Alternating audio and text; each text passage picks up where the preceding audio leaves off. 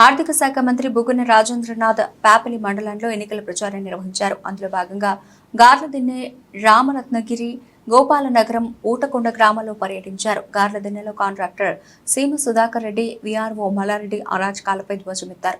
ప్రజల్లో ఉండి ప్రభుత్వ సొమ్ము ఎలా దోపిడీ చేయాలని ఒకరు ప్రభుత్వ ఉద్యోగిగా ఉంటూ ప్రజలను దోచుకునేవాడు ఇంకొకరంటూ మండిపడ్డారు. వాళ్ళ అరాచకాలకు ఎన్నికల అనంతరం ప్రభుత్వం రాగానే కప్పం కట్టిస్తామని తగిన మూల్యం చెల్లించుకుంటారని మంత్రి పేర్కొన్నారు. కాంట్రాక్టులు చేయించుకోవడానికి పెట్టిన శ్రద్ధ ఎస్సీ కాలనీ సమస్యలపై పెట్టుంటే అన్ని పరిష్కారం అయ్యేవన్నారు. గార్లదిన్నె చెరువుకు నీరిచ్చి ఏర్పాటు చేస్తామన్నారు. ఎవరికి భయపడకుండా స్వేచ్ఛగా ఓటు హక్కు వినియోగించుకోవాలని మంత్రి పిలుపునిచ్చారు. అనంతరం రామరత్నగిరి ప్రాంతంలో యువ నాయకుడు ప్రకాష్ రెడ్డి ఇంటింటికి వెళ్లారు.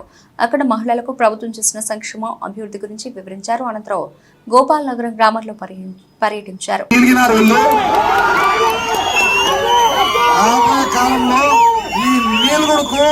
ఈ నీలగుడుకు పన్ను కట్టాల్సి వస్తుందని చెప్పి నేను చెప్తా ఉన్నాను.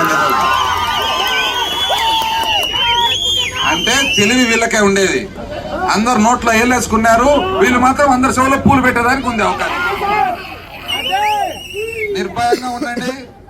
ఎవరే కానీ నేను చెప్తున్నా, ఇక్కడ ఓవర్ యాక్షన్ చేసి నీలిగినారంటే మాత్రం దానికి సరైన కప్పం కట్టాల్సి వస్తుందని చెప్పి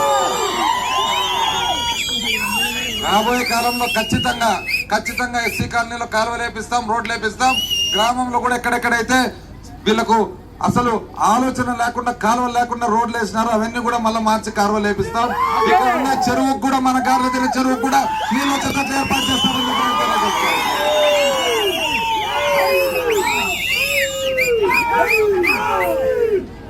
మీరందరూ కూడా ఒక్కసారి బాగా ఆలోచన చేసుకొని స్వార్థపరులు ఎవరు, అవకాశవాదులు ఎవరు, సమయాన్ని వాళ్ళ సొంతానికి మాత్రం వాడుకునే వాళ్ళు ఎవరు జాగ్రత్తగా గమనించుకొని మన జీవితాల్లో మంచి చేసే వాళ్ళు ఎవరని చెప్పి మీరు గమనించుకొని మీరు ఒక మంచి నిర్ణయం తీసుకోవాలని చెప్పి కోరుకుంటూ చంద్రబాబు కూడా ప్రచారం చేస్తున్నాడు.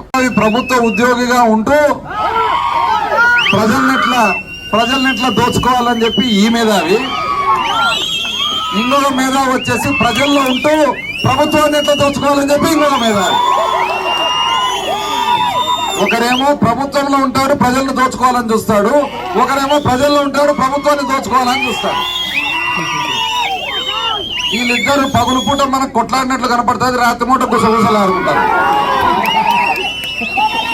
ఈ గుసగుసలకు మళ్ళీ ఇప్పుడు బంధుత్వం కలిసింది.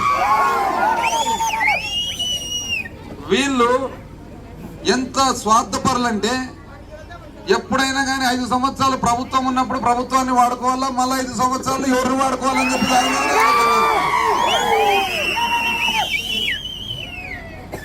ఇక్కడ ఉండి స్థానిక సర్పంచ్గా ఉండి అధ్వానమైన పరిస్థితుల్లో ఏ రోజు కూడా ఊరిని గ్రచన లేకుండా మళ్ళా పైగా ఈరోజు వచ్చి సిగ్గు లేకుండా వీళ్ళు వచ్చి ఊర్లో అభివృద్ధి ఆపినారంట. నీకు చేసుకోవాలని ఉంటే, నీకు నిజంగా అభివృద్ధి ఊర్లో చేసుకోవాలని ఉంటే, నీకు పలకకుండా ఉంటే నీ కాంట్రాక్టులన్నీ ఇంతవరకు ఎట్లా చేసుకున్నావు అని చెప్పి నేను అడుగుతా ఉన్నా.